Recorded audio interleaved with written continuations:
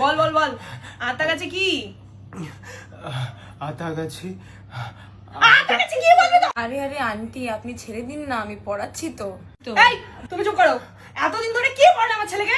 তাই দেখতে এসেছি আমি। চুপ করে বসে থাকো। এই কি আতা গাছে কি? আতা গাছে কি? ছয়টা বল। আতা গাছে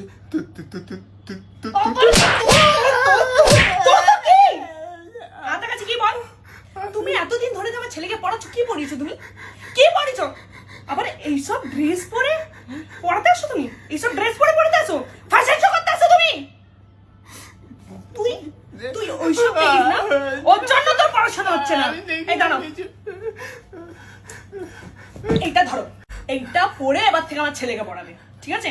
নইলে এর পড়াশোনায় মন হবে না, এক্সামে ফেল করবে।